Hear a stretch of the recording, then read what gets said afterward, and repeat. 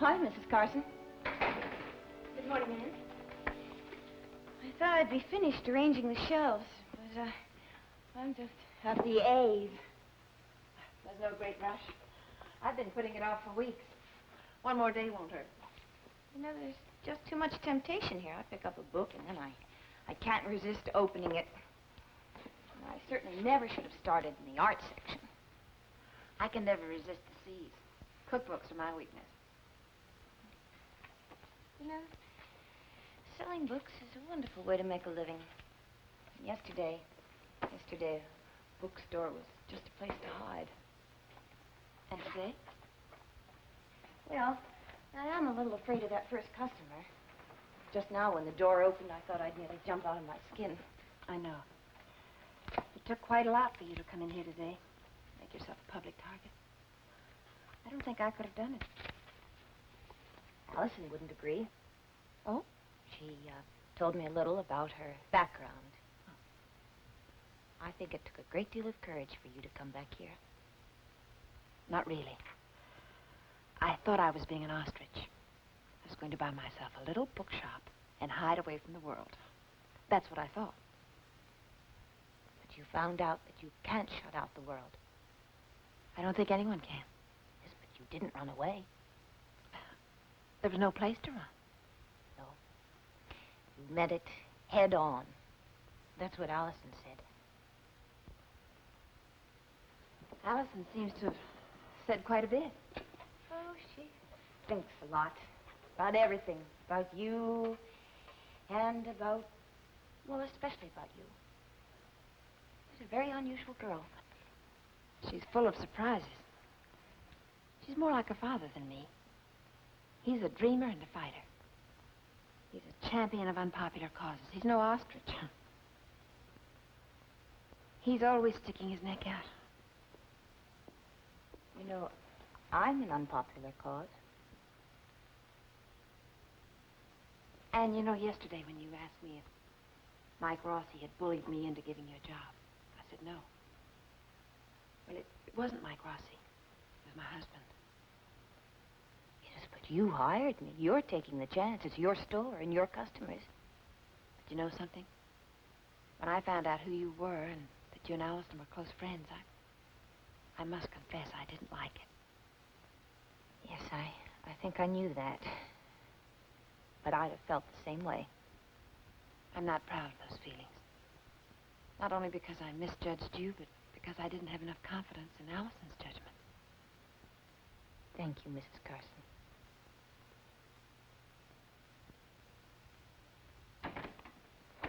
Stephen.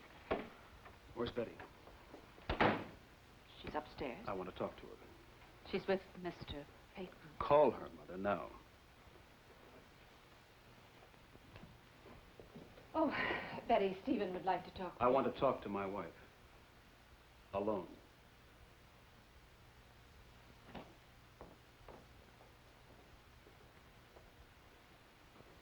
Betty, I have to talk to you.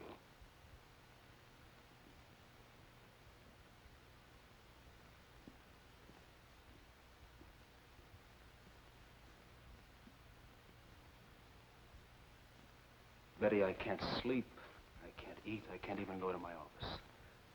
I'm worn out. I'm sorry, Stephen. No, I'm the one who's sorry. For all the stupid things I said to you. All my life I have been wrong about people. I trusted no one, nothing. I was never going to leave myself open to get hurt again. Never going to need anyone again. Well, I learned very early that to trust was to be open, to be vulnerable. Even on our honeymoon, I watched you. Not quite sure of you. Not yet able to trust you. You seem relaxed, happy. Well, I'm not proud to admit it, but if just once I'd thought you were pretending, I would have pushed you away. I've always pushed the things I wanted most away from me. But this time, the first time, I didn't. You got under my skin. You loved me. Me.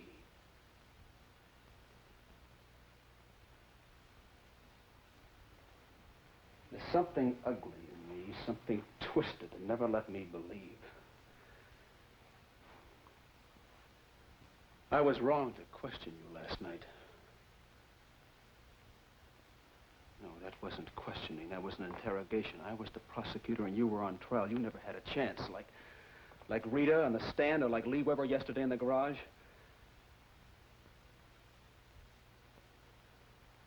You know, you never asked me why I wanted to become a lawyer. No. For all the right reasons, except one. Power. I could have become a doctor, then I'd have healed people.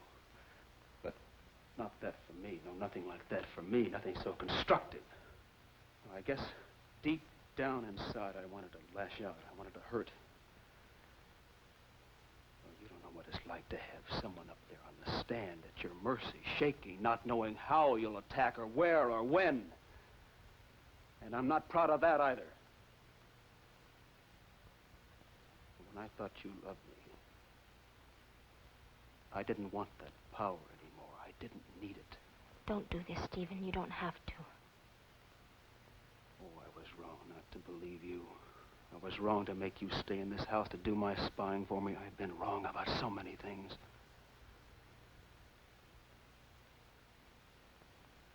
Let's talk about Rodney.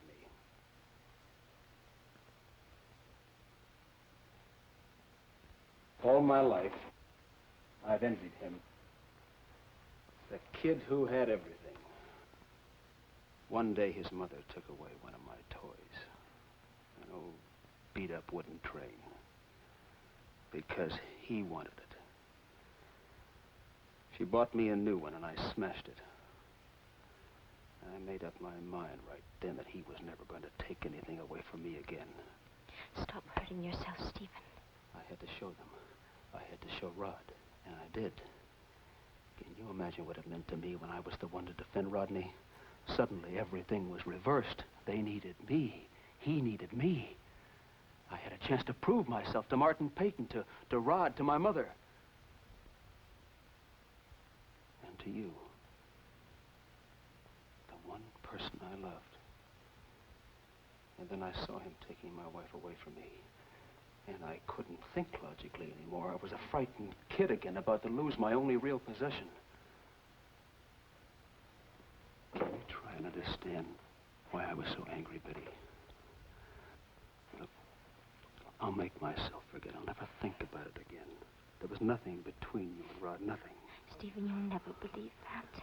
Betty, the house, our house. I don't want to go back there if you're not there.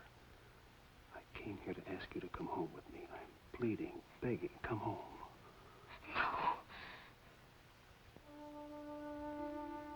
You can't mean this. Give me some time, Stephen.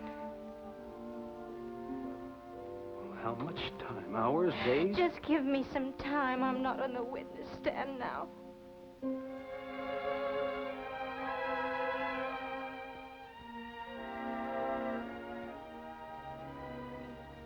Case dismissed.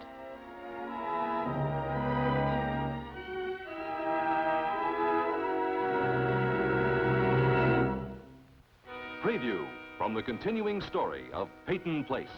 Maybe he wants to be free, Chris is the only one that matters, the only one.